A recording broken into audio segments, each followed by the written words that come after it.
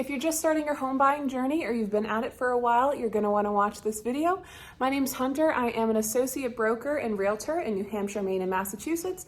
And during the extremely competitive seller's market from 2021 to 2023, my clients wrote an average of 1.5 offers before securing the win and getting their new home. This video is a summary of the tactics that we used to make sure that they won quickly and easily.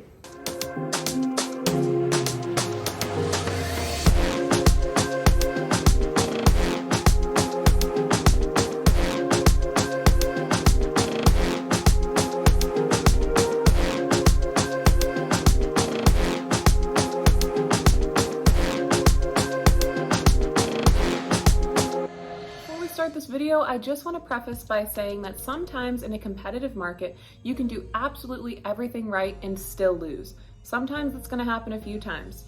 There can always be someone out there who's going to beat you on terms no matter what. All that means is that that house was meant to be theirs and not yours. In my career, I've worked with a lot of clients who came to me after leaving their previous realtor where they had lost 5, 10, even 20 offers. And I can tell you for a fact that almost all of them had not even heard of half of the strategies we're going to talk about in this video.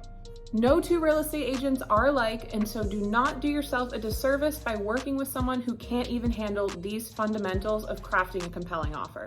When you're interviewing an agent, sit back and make sure that they are at least bringing up these topics or ask them about them and make sure they can give you a compelling answer. Number one, your real estate agent needs to be on the front lines of the home search with you.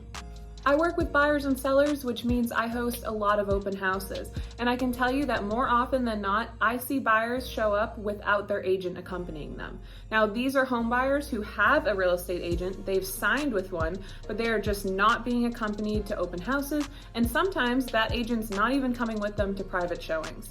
Us realtors, we're humans too, right? We get sick, we have other clients and personal things that need to be attended to. But if your agent is not attending the majority of open houses and showings with you, or at least making a serious effort to be at the ones where they can't, they are immediately already doing a huge disservice to you and your ability to secure a home. So why does your agent need to be there? I mean, showings make sense, right? Because they're private showings, they need to let you in the door, but can't you just go to open houses on your own? Number one, your agent needs to be leveraging their industry connections and showing that they are a professional who knows what they're doing and is easy to work with. Sellers and their agents want a clean, easy deal, and they want the person on the other side of that deal, your agent, to be a professional who is pleasant to work with. When I'm working as a seller's agent, I'm going to tell my clients when they receive an offer if I know anything about the buyers behind that offer and if I know anything about the agent behind that offer. I can't even tell you how many times I've been working with sellers and I've received offers where I have not only never met the agent who wrote the offer, I've never even talked to them. They never even bothered to give me a phone call. I haven't had anything more than an offer show up in my lap. More than anything, that is not making a good first impression and it's not helping that offer to stand out whatsoever. Number two, how is your agent going to properly advise you if they haven't even seen the house themselves? What are the potential pain points? What are the things that an agent is going to spy in this house that the average consumer, the average buyer isn't? What about things like items at that house that you might want included in the offer that someone's not otherwise going to know to write in if they haven't been there? That gorgeous hot tub, that gazebo in the yard, those things might not necessarily come with the house if they aren't being written into your offer contract. You don't know that as a home buyer, and your agent, since they never saw the house, doesn't even know those things exist. For the record, most real estate agents are not also home inspectors, but any of us who do this full time and have been doing this for a while are now able to pick up on most things that the average home buyer, especially one who's new to the market, just isn't going to see. The last point of why should your agent be on the front lines with you is you need someone who can dedicate their time to you. There are a lot of great part-time agents out there, but for the most part, someone who does this part-time or as a side hustle does not have the time to dedicate to you. They have another job, they have other things that are taking up their time, and they also likely do not have the up-to-date experience that you really need to get ahead in the market. Number two on how to actually win homes is to pair your awesome realtor with a kick-ass loan officer and lender. Unless you're a cash buyer, then you're taking out a loan, and that means that you have a loan officer who is the person who's going to be helping to orchestrate your loan. They work directly with the lender that they work for. They're the ones telling you what applications you need, what documents you need, and they're helping you sort through all the different aspects, the interest rate, the term, the down payment, everything that comes with your loan. You want someone who is local, knowledgeable, and available 7 days a week, if we're being honest. Very important too, the lender that the loan officer works for needs to be recognizable to the seller and to the seller's agent, right? If you're buying a home in New Hampshire, don't pick a lender that's based out of California that nobody has ever heard of in New Hampshire. Unfortunately, I've had a lot of clients who did not take my advice on this. They had a lender that they found online, likely because, this lender had very lax rules, was easy to submit an application with, was easy to get pre-approved with. They didn't listen to my advice on this, and I have seen people lose homes over this because they wanted to work with a lender that nobody here has ever heard of, and more importantly, that nobody around here trusts. Not all loan officers and lenders are the same. Just like realtors, there's plenty out there who are sloppy, who don't know what they're doing, and who aren't going to be available to you on the timelines that we need them to be in order to win deals in a competitive market. It's just a fact. Number 3 tactic to win, you need to know the seller's motivations, meaning your agent needs to find out what they are for you. What do I mean by this? What are the reasons that they're selling the home, and what are they looking for in this transaction? Now, some of these are easy, right? What timeline are they looking to close in? Do they want to close in 30 days or 60 days? That's an easy one. Some of these require a little more digging, a little more forethought, and a little more strategy. For instance, what's something that you can do that you can include in your offer to make this whole process easier for the sellers so that you're going to stand out? An example of this, which I have personally had clients have success with, is let's say that the seller of the home is an older woman. She's selling her longtime home. She's moving into assisted living. I've had clients come and say, hey, any of the furniture, the furnishings, the personal belongings, anything that she does not want to take with her that she's going to get rid of, she can leave that in the house and we will take care of it. Really, this is just a balancing act between finding something that's going to stand out in your offer and be meaningful to the seller while still being acceptable and doable for you. Number 4 ways to win is special clauses. I once had a client during the absolute worst of the seller's market come to me, leaving their other agent because they had lost over 20 homes. When they came to me, they had never even heard of these clauses before. The few of them they had heard of, they'd been using pretty much entirely incorrectly and at the wrong times. After they came to me and we started correctly implementing these, they won on their 4th try.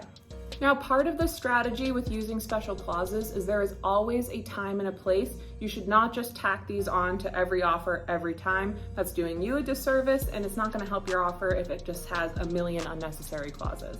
An escalation clause, this is one of the most common ones. So this is contractually and automatically increasing your offer over the next highest offer and up to a maximum amount. This should really only be used in a competitive situation, especially when the property is hard to find comparable sales for, so you're really not sure what it's going to end up selling for.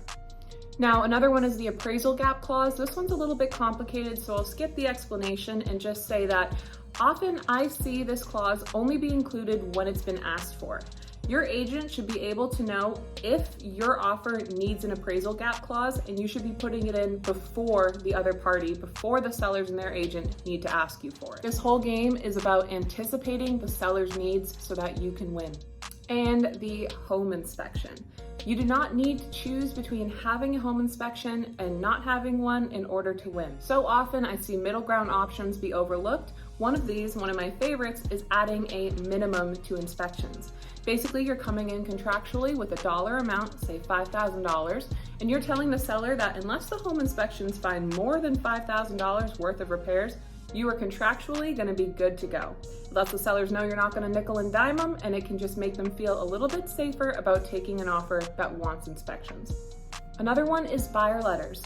Now, there's a lot of controversy surrounding buyer letters because there's some fair housing laws that sometimes make them a little bit iffy. But I think when they're used correctly, they are a fantastic tool. I'm in the double digits on clients who would not have won the house they did if they hadn't submitted a compelling buyer letter. Buyer letters are an art form and there is a strategy behind them. Stop ignoring them. And those are just a few special clauses. There are so many more that should be used in a whole wide variety of situations. Just make sure it's at the right time when it's actually needed. Last tactic we're going to talk about today is you and your agent need to look and be professional. What do I mean by that? I don't necessarily just mean how you dress and how you're presenting when you show up at open houses or showings. When I send out an offer for my client, it is ready to go, it is clean and polished. It is coming with a letter that's highlighting the key points. It has absolutely everything that it needs to have the first time it's sent out. I have, at that point, met the list agent, or at the very least, talked to them multiple times, and they are expecting my offer. They know who I am, and they know who my client is. Your agent needs to be helping to sell you. They need to be showing that you are a professional who's easy to work with and that you are ready, willing, and able to buy that house. And part of this too is at some point during this home buying process, ideally though, right at the start, you need to sit down with your agent and have a full discussion about what your goals are, what your needs are, and start crafting a strategy on how you're gonna win. Even if it's not a competitive market, even if it's more of a neutral or even a buyer's market, this is something that you need to be doing to make sure that your real estate team is on the same page. Again, sometimes you can do all these things and you're still gonna lose, but I can tell you for a fact that if you're not doing any of these, you're gonna keep on losing, okay? In a seller's market, it is totally possible to find a home, even if you're working with a tight budget, even if you can't always offer the best terms. It is absolutely possible. I've seen it happen time and time again. I hope this video was helpful. Check out my website, realestatewithhunter.com. And if you are a buyer or seller in New Hampshire, Maine, or Massachusetts, or really anywhere, reach out to me. I'd love to set up a meeting and we can talk about what your goals are and what strategy that you need to win. Thanks for watching.